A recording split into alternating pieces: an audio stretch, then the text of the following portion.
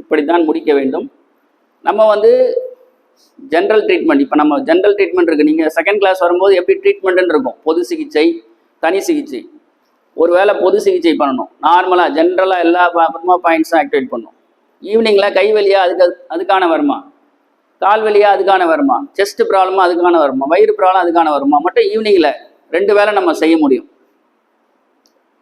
மேலும் நம்ம வந்து ஒரு பயிற்சியை கற்றுக்கிட்டோன்னா கூட, நமக்கு ஒரு விஷயம் தெரிஞ்சால் கூட நம்ம அதை செய்யணுன்னா நீங்கள் என்ன படிச்சிருக்கீங்கன்னு கேட்பாங்க.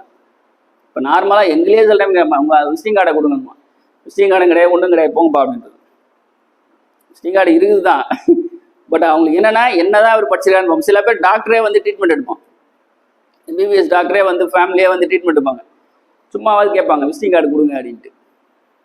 நம்ம வந்து ஒரு தகுதியை நாம் இந்த உலகத்திற்காக ஒரு சர்டிஃபிகேட்டுன்ற ஒரு தகுதி வேணும். இப்போ நான் உங்களுக்கு பாடம் எடுக்கிறேன் அப்படின்னா நான் என்ன படிச்சிருக்கேன், எம்எஸ்சி வர்மா படிச்சிருக்கேன்.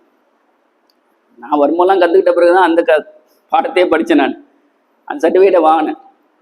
அப்போது எம்எஸ்சி வர்மா என்ற ஒரு தகுதி, ஒரு பட்டம் எங்கிட்ட இருக்கிறதுனால யாராவது கேட்டால் கூட அவர் மாஸ்டர்ப்பா, அவர் எடுப்பார் அப்படின்னு நம்ம சொல்ல முடியும். அப்போது நாம் ஒரு சிகிச்சையை செய்யும்போது நமக்கு ஒரு தகுதி வாய்ந்த ஒரு சான்றிதழ் தேவை.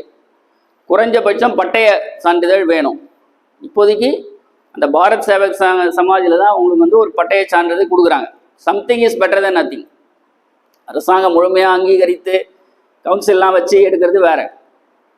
இப்போ வந்து நம்ம வந்து ஒரு சர்டிஃபிகேட் வாங்கணும். ஆகையால் இந்த கலையை முழுமையாக கற்று அதற்கு ஒரு சான்றிதழ் தகுதிக்காக பிறருக்கு நாம் இந்த சிகிச்சையை பண்ணுறோன்னா, நான் ஒரு டிப்ளமா